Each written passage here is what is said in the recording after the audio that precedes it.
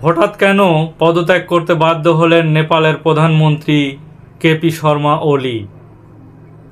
নেপালে যেন একটি ঝড় বয়ে গেল, রাস্তায় নেমে এসেছিল তরুণ প্রজন্মরা এবং এই তরুণ প্রজন্মের আন্দোলনের মুখে পদত্যাগ করতে বাধ্য হলেন নেপালের প্রধানমন্ত্রী।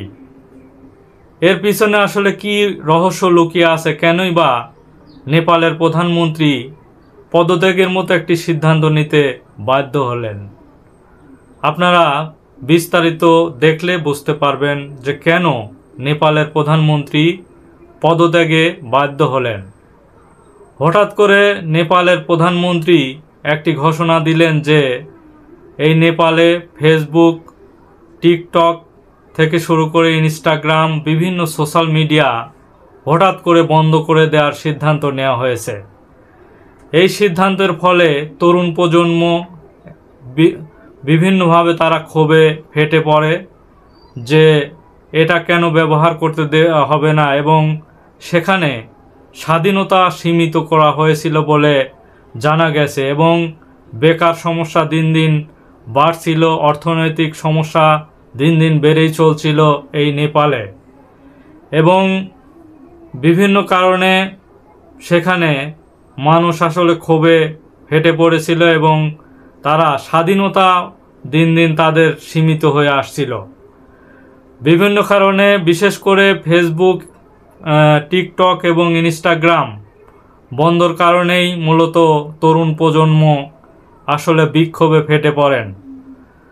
তাদের বলা হচ্ছে যে জেনজিদের বিক্ষোভের কারণে এই নেপালের প্রধানমন্ত্রীর পতন ঘটেছে। আসলে এখানে জেনজি বলতে কি বোঝানো হয়েছে, এটি আপনাদের হয়তো প্রশ্ন আসতে পারে। এখানে জেনজি বলতে বোঝানো হয়েছে নেপালের ভাষায় যে 1997 সাল থেকে 2012 সাল পর্যন্ত যাদের বয়স, এই বয়সের লোকদেরই আসলে জেনজি বলে অভিহিত করা হয়েছে এবং এই বয়সের তরুণরাই এই আন্দোলনে যোগদান দিয়েছিলেন। এবং এখানে বলা হয়েছে যে এই তরুণরা যখন আন্দোলন শুরু করে দেয় যে বিভিন্ন বেকার সমস্যা এবং স্বাধীনতা সীমিত, তার উপর আবার ঘোষণা বিভিন্ন সামাজিক যোগাযোগ মাধ্যম বন্ধ করে দেওয়ার সিদ্ধান্ত নেয় এই নেপালের প্রধানমন্ত্রী, তখনই আসলে রাগে দুঃখে ক্ষোভে ফেটে পড়ে এই জেনজি এবং তারই ফলশ্রুতিতে তারা আন্দোলন শুরু করে দেয়। এই আন্দোলনের ফলে তাদের সঙ্গে যোগ দিয়েছিল সাধারণ জনগণ এবং সাধারণ জনগণ এখানে যোগ দেওয়ার ফলে ব্যাপক আন্দোলন গড়ে তুলে মুহূর্তেই ঝড়ের গতিবেগের মতো তাদের আন্দোলন ছড়িয়ে পড়ে চারিদিকে। ফলে এই নেপালের যে প্রধানমন্ত্রী কেপি শর্মা ওলি, তিনি আসলে পদত্যাগ সিদ্ধান্ত নিয়েছেন। প্রথমে তিনি বিভিন্ন তার মন্ত্রিসভার বৈঠক ডেকেছিলেন সন্ধ্যা 6টার দিকে, কিন্তু সেই বৈঠকটি আসলে শেষ পর্যন্ত তিনি করতে পারেননি। আন্দোলন দ্রুত বেগবান হয় এবং শতাধিক আহত হয় এবং জানা গেছে যে 19 জন সেখানে মৃত্যুবরণ করেন এই আন্দোলন করতে গিয়ে।